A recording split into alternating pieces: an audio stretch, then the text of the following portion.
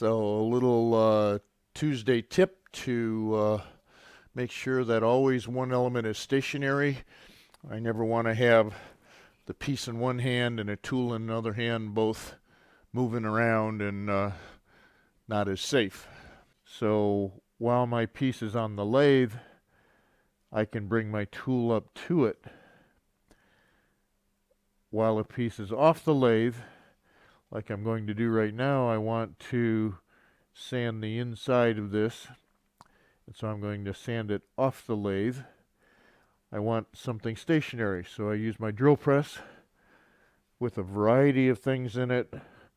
Use a pad sander, a disc sander, paddle sanders, drum sanders, all kinds of different things that I've used over the years to do my carving.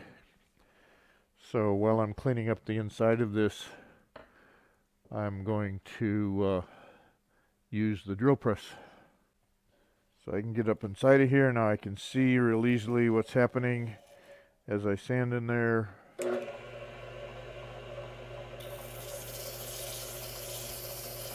I can use larger or smaller discs to get the areas that I need.